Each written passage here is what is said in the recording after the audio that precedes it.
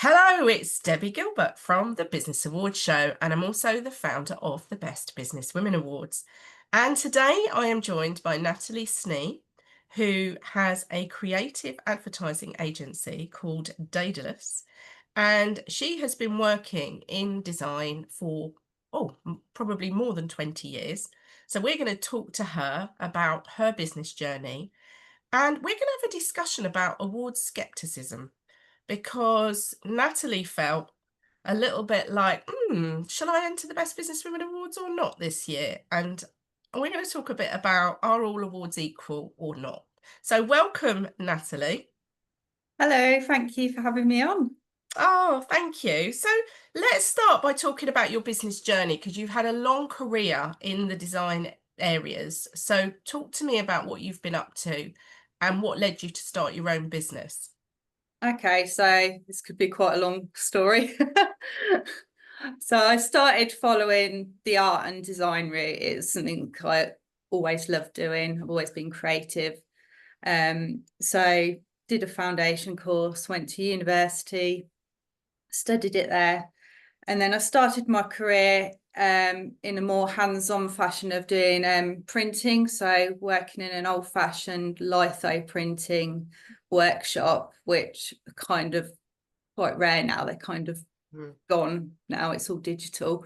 But that really put down some really good foundations for learning and knowing the actual technical side of the design rather than just making things look pretty, if you like, which is what we did at university. Yeah, and then from there I've moved into in-house studios, design agencies, freelance work, and then eventually got to the point where I thought, let's just do it for ourselves. I started a family with my other half, and on and off maternity for a little while, and the design industry is quite demanding. They want long hours, they want high quality, not great pay. It sounds a lot more glamorous than it is. And so the freelance was a lot more appealing to me. And then we decided to start our own business. My partner got to a point where he was fed up of contracting. My son got quite ill quite quickly, and we needed something that we could work around hospital appointments and just make work for us a little bit more. So I actually ended up taking a year out rather than starting a business. So that all kind of got postponed. And is your son okay now? I'm sort of a full-time carer to him now as well, so he's okay, but he does need support and appointments and stuff. So for you, it was about the flexibility of being able to work for yourself around your son, and that was your main driver for starting a business, and also a bit sort of disillusioned with the industry being an employee. Yeah, definitely. And I think I got to the point where I was white label creative for bigger companies, but I didn't actually get to own any of the stuff that I was doing. I didn't get to interact with the clients so much. So I wanted the whole thing at that point, and I knew I was more than capable of doing it. So yeah, so that was kind of one of the things that made us say, let's just do it. Let's just throw it in and go for it. And where did the name come from? So we get asked this a lot, and we also get asked, how do you say it? So when my other half in his previous job, he was an IT architect, and I was a graphic designer. So Daedalus is the father of Icarus from Greek mythology, the kid that flew too close to the sun. And because of his two trades, kind of matched our two trades, Jack just went with, let's call ourselves Daedalus. And it's kind of, we've got so far with it now, we haven't changed it, we just stuck with it. But it does stand out, doesn't it? And the fact that you're saying that people ask you about it. I mean, I have to admit, I went and looked it up before we came on the podcast because I thought, what does that mean? You know, and then I realized it was from Greek mythology, and I thought, oh my goodness, that's actually quite clever to do that. Yeah, there is a story behind it, and it is quite, yeah. I mean, we do design, we're allowed to have these Yeah. things going on. So awards. Obviously we do look at the posts that people put out on social media. You've been shortlisted for the Best Businesswomen Awards this year in the Best Marketing and PR category. So you Yeah, will win a silver or a gold award this year. yeah. Um, you know, there are a lot of awards in the creative industry, and what does that look like for a smaller agency? Do you feel they're attainable or not really? It's quite tricky because you've either got your very big agencies that deal with very big blue chip companies with big creative budgets, big art direction, ideas, and like just on a very large expensive scale. And then right on the other end you've got your new startups, your graduates type projects. So I've found it's very tricky to find anything sort of in the middle ground where you're established, you've had success, you're growing, but you're not quite at the point that you're dealing with the likes of Nike and Pepsi and Coca-Cola. So when I saw this one, I thought, this one sounds good. This one sounds, it's legit. You know, the actual process, it was like filling in a dissertation. I even put that on, You did. on my post. I was very honest Yeah. because I see a lot of posts where people say they're award winning, and the skeptic in me always goes, okay, what does that actually mean? Mhm. And for us, I felt I really had to prove why I should be a finalist. It took a long time to go through all the questions and like really dig Mm. past the this is what I've done. It's the why have I done this? What was the impact of doing this? What did this do to me as a person? How did this change me? How have I grown through this? So it was a really useful process for myself because I don't think you often really stop and celebrate your own achievements so much. No, you don't. So it was good.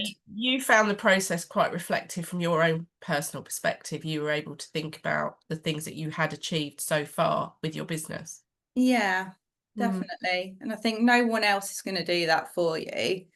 That's the thing. If you're sat waiting as a business owner for someone to come in and give you a pat on the back, they're not. You've got to do it yourself. So I noticed in the post you put no voting. So what's your thoughts about competitions where people have to vote for the winners? um, I don't think it's very fair because if you're in like mentor groups or you've just got a big circle of people, then it is just go click on this. There's no evidence to back it up. It's Yeah. just how many people can you get to do that? So, in my opinion, it doesn't make those people any less sort of valid in what they're saying, but I just don't feel like that's the sort of thing. I don't want to be in a popularity competition. No, and that's always been my thoughts, which is why we don't do voting. You know, we've got a very strong panel of business experts that look at every single entry, and it's seen by more than one person, you'll be relieved to know. There's no bias involved then because it's fair. If three different people have looked at it and scored it independently, then the process to me is fair and just. Whereas I often think, people are skeptical about awards because of this voting thing or because of, sponsors winning awards or even judges winning the awards. And we don't allow sponsors and judges to enter because I believe transparency is everything, really, and it should be everything. So is that kind of what's put you off entering awards before, the whole process? Um, Partly, and I think it's got to be something that aligns with Mm. my business, and it's got to be something I'm proud to present as having won or having achieved. because then it has more value. Yeah, definitely. And I guess for you, being a smaller business, customer service has been really important to you. So how do you manage your customer service and look after your clients? Because presumably you want them to come back to you because there's never just maybe one design project. There's lots of things that they'll need. I think because we're quite a small team, we can be very flexible with requirements. We also understand the challenges of having a small to medium-sized business. So we try and make things as easy as possible for the end user. Like, I get not everyone has the same branding and strategy knowledge that we do. So when we work with a client, we really try and break it down so it's understandable for everyone and also usable for everyone going forward. We offer like ongoing support sort of on the back of projects that we've worked on. So whether it's branding or website, we will talk people through it, how to use it and implement what we've created for them as best as we can, and for them to sort of get the maximum results from that. But we also always make sure that there's an end goal in mind. What does this need to do? Sort of, why are we creating new branding? What are you trying to advertise? Are you trying to build more clients, or is it more awareness? Is it a particular thing you're trying to push for?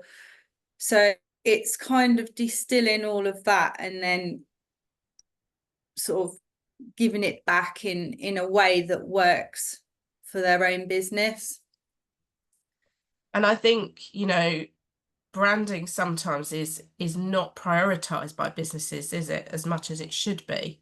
So what's your thoughts on that? Why is it so important? So I think particularly for small to medium-sized businesses, understanding what you want to be seen as, how you want to sound, how you need to look to your customer is so important, because a lot, like you say, a lot of people aren't doing it. So if you are doing it, that suddenly puts you ahead of the game. And if you look as good as your actual offer or your product is, and everything's in alignment, then you are going to have like a really strong representation of who you are and what you do. Definitely, definitely. And when you're sort of working with somebody, are you predominantly working with people creating a brand from scratch, or a rebrand, or a mixture of both? It's quite often a mixture. Quite often we'll get a client that has started with almost like a DIY brand, something that they've put together, but they've quickly grown and evolved and realized it no longer portrays them as they want to be seen. They almost, I hate using the word, but they need an elevated brand. They need to look the part at this point. If they're trying to show a professional sort of look and feel to whatever it is they do, we get a lot of clients that are in that position of growth, and they've realized that they've outgrown what they started with and really need to up their game on all levels. So it's sort of pulling out the bits that sell them and that push them ahead, and then going with that and making sure that everything is then aligned to that brand voice, that vision, that thing that they want to be known as. And where do most of your leads come from? Is it word of mouth, or are you heavily marketing yourselves all the time? This is the thing. We need to do more of our own marketing. At the moment, we get a lot of referrals from recommendations, but longer term, we need to do our own marketing. We're always our own worst enemy, so we sort everyone else out and then end up sort of neglecting our own stuff. But it's ticking away. There's bits going on. It's the thing, isn't it, when you're a business owner working on the business and in the business, it's that eternal fight for time, but we will be It doing. is. It's always a juggle. So Yeah. kind of brings me on to talk about sort of setting the business up. So coming from the comfort of being employed to the world of self-employment. If someone's listening to the podcast and they're on that early stage journey themselves, what sort of things have you learnt along the way that you could share with them? Um, Was there any mistakes that you made early on or things that you know you did really well? it's tricky. It's starting your own business is very tricky, and starting your business with your life partner, Yeah. that's an extra level of challenge to it. I think just be clear on your foundations. Who is it that you're selling to? How are you going to find them? What is it that you're selling? And then I think just try and have a very clear offer, and then have 3 levels of entry for that offer. So done for you, done with you, and do it yourself. I think if you can start with a very structured approach to your business, it will help you in the longer term. I mean, everything that you start with does evolve and change, but I think you've just got to keep pushing forward and just keep moving. I think if you procrastinate too much, you won't move forward. It's like, if you're going to fail fast. That's what they say, isn't it? And then you can always pivot, change, go back. There's no reason why you can't change and try something else if the first thing doesn't work. It's just being really brave, I think. And I think you're right. I mean, the other thing that's kind of sprung to mind with your industry is, I mean, Canva was the first thing really to disrupt the design industry. And obviously AI is now coming along. What's your thoughts on those platforms? How do you see it affecting your industry ongoing? I think all of these things have got their place. I mean, Canva's great for startups that haven't got their own design department or budget. So it's very good as a starting platform. The templates, some of them are very good. So I think as long as you don't meddle with them too much, you can get some good results with that. So it ticks boxes for a certain level of business. AI is in everything, and if you use it right, it can be a really useful tool to help your business. It's not going to replace human creativity, I don't think, because it works on logic, and creativity isn't a logical process. So we use it almost as an extra person to help us plan stuff, just sort of structure stuff, but it's always the human touch that finishes it off and makes it a complete project. So it's definitely useful, and it's definitely saved us lots of time, sort of in the long run, and it will continue to become more and more integrated into everything that we do. So yeah, I think there's room for people to still continue with what they're doing and being creative, but it will make you more efficient if you're using these tools correctly. Is there any AI tools that you could share that you really love? At the moment, the paid ChatGTP is the tool that we're using the most, but I know there are a lot of other programs sort of that you can integrate with websites, CRM systems, data analysis. I don't use too much of that myself, but the rest of the team are using that more and more. Like every day there's a new thing that will save you time by doing this for you. And it's the boring stuff that you don't want to be doing that you want the AI to do for you. And that is perfectly fine by me. If someone sends me an image of some text they want, I can just upload that and say, can you type this out for me? Or can you format this into a table that I can now drop into my document? So things like that. Yeah. Yeah, Game no. changer. And we're getting more and more award entries written by AI. We can tell at this Oh stage yeah, because people that's the flip. don't kind of properly go through it, and actually remove all the eclipses and sort of tidy it up. But we've had quite a lot of those this year. We noticed it last year, but it's definitely on the Yeah. increase. And sometimes you kind of like the judges will come back and say they'd run it through an AI checker and that it was written by AI. But we always say, well, as long as the information's there, then, we can't downgrade people's scores because they've used AI. Yeah. As long as Because they've read it and it's answering the question, that's the yeah, thing. I think there's going to be a point though where at the moment social media is absolutely flooded by AI generated posts, and in a world where everyone wants to be seen as authentic, Mm, being their true selves, it's like just write your own posts then. Like you can just spot them a mile off, and I think it's actually detrimental to what people are saying they actually are if they're having to rely on AI to write all their thoughts for them. yeah. And do you do a lot of networking for your business as well?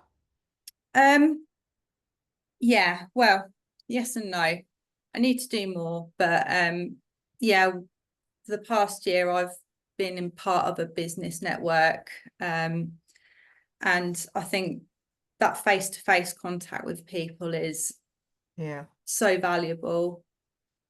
I think once you start talking to people face to face, it just changes things, isn't it? People are sick of sitting in front of a mm, computer screen, sort of looking, trying to figure things out from there. I think it's easier to have the conversations, definitely. build that connection that way. And then over the last year or so, have you got any projects that you want to share with us that you're particularly proud of? Anything that you've done that you think, oh, I can share that today? Um, yeah, I think there's one project that I've really enjoyed doing, and that was for a coffee brand called Golden Bear. Mm, And he's a really nice guy. And he's an absolute coffee fanatic. And with a name like Golden Bear, it was just like, oh, let me do your logo. So he had some branding already in place, but it wasn't very, I don't know, just wasn't very vibrant. Again, and this is the thing where it's just elevating people. The coffee is expensive coffee, it's sourced by hand, it's award winning, judged by like the highest level of coffee growers and connoisseurs. So yeah, he needed a new look. He needed something to stand him out from everyone else, and we came up with like a really cool icon logo for him, and we've completely redesigned all of his packaging, his website, his socials, and it all just feels very aligned with where he is at. It's brighter, it's bolder, and it's just like the coffee. And we've developed a bit of a coffee addiction as well as part of the process. So uh, Do yeah. you find yourself, Natalie, when you're out and about, critiquing people's branding and logos? If you're like sitting in a restaurant or Yeah, you're all the where time. you find It, yourself doing it's that? inbuilt. I can't Yeah. even stop it now. And the worst thing is my partner does it as well. Oh dear. Shall I ask you what you think of the Best Businesswomen Awards logo? Not. But we It's fine. started off with a very generic logo, which turned out that the guy who designed it, which I didn't know at the time, had bought it off a stock site. And somebody sent this logo, my logo, to me that was being used by a kombucha drinks brand. I Mm. said, well, they can't use that. This is my logo. The guy's long since disappeared into the sunset. Don't know where he is. And when I got in touch did a Google search, we found so many people using it. And I got in contact and originally said to the stock site, you've taken my logo. And they were like, no, we haven't. This is a stock thing that they've obviously bought. Yeah. And it had two hands like that with stars across. So the hands looked like a tree. So this was it was just as the pandemic hit, actually. So the awards had been going for 5 years at that point. So I literally sat down with a branding and design company and started a complete rebrand, which, isn't cheap, as you will know. You've got to start from scratch and do all of your logos and all of your stationery and your banners and everything. I mean, it's a lot of money and rebranding the website as well. But I'm pleased I did that. And it's a It cautionary looks good. tale, is pick your designers very carefully. Well, this is the thing, isn't it? This is the whole like template thing, and we do brand audits as a sort of complementary thing. And I remember doing one for a company, and part of that is a good thing that anyone can try is actual use Google Lens Yeah. on your logo, and you quickly find out if anyone's who's got something similar or exact. And we did this, and someone else, another training company, were using the exact same logo as she was. So yeah, it's I can imagine it's quite frustrating if you've paid a lot for it, Yeah, and just to find that. I paid a few £100s. This is going back to 2014. So I can't remember. It was probably about £700 or £800. So not a fortune, but still, when you find out that actually they didn't really do any work, they would have just got the stock logo, made the hands black, made the stars gold. And that was all he did. And then created the vector files and all the bits Yeah, and pieces. Yeah, it was pretty frustrating from my point yeah, of view. And I really loved my logo, but because it wasn't my logo. And you have to stand out in a crowded marketplace, and you don't want to be using something that somebody else has got, or even something that's very similar, yeah, you know. sure. So yeah, rebrand was on the cards, and that's what we did. And I'm pleased we did it now. I am pleased we did it now. But yeah, time. It was money. Money that I could have done without spending at the time, but just as the pandemic happened. Oh, yeah. Any other bits of advice about juggling your life around your child who isn't very well? Is there anything you could share with people that you do that kind of helps you keep on top of everything? Um, I try and use my calendar as much as Mm, possible and block out the time when the non-negotiables. So I always try and, especially now on a weekend, when you're working at home and your office is at home and your kids are at home and everything's here, mm, it's difficult to always draw the line, but we do sort of end of the day, phones off mm. or on silent, whatever, and then laptops shut. And we sort of really try and protect that time on a weekend or on an evening. Try not to take calls, try not to let the two overlap too much. So boundaries is what I'm hearing are really important for you. Yeah, Yeah. that's the word. That's the one. Yeah, so that's one thing. And yeah, just trying to be realistic on how long a task is going to take, because Mm, it always takes longer mm. than you think it will. Always. So Yeah.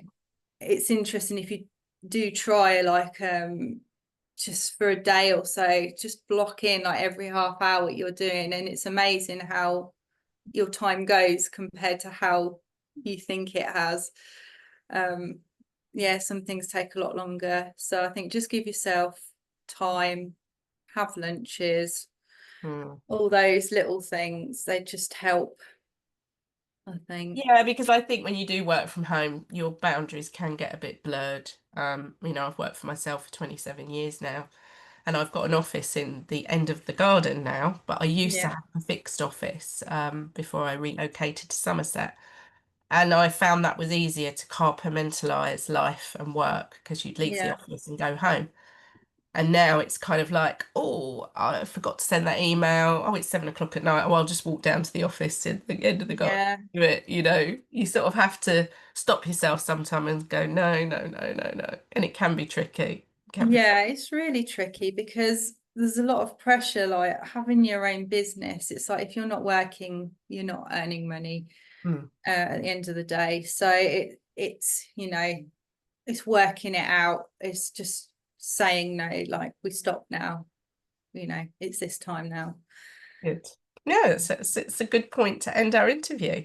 Yeah. Saying you got to have those boundaries in place, otherwise you'll never ever have that work-life balance right. No, So and that's why we're doing it. So thank you for joining me today. It's been really interesting listening to your story and listening to your views about awards. So I hope the Best Businesswomen Awards has whetted your appetite for looking at other awards that are credible and genuine. yeah, So I'm sure we're going to be seeing you winning other awards, and we'll certainly see you in October, where you'll walk away with a silver or gold award. How exciting! brilliant. Yes. And it's been lovely to chat to you because I think, your industry has got so much to offer to small businesses, small to medium-sized businesses who need your support because branding is the bedrock of a successful business at the end of the day. Yeah, definitely. So thank you, Natalie, and we will make sure Natalie's details are in the show notes. If you would like to have your brand audited, she does offer that service as well as other design services, so you can get in contact with her. We'll make sure all her details are there. So thank you for joining me, and I look forward to meeting you in October. Thanks, Debbie. Yeah. Thanks.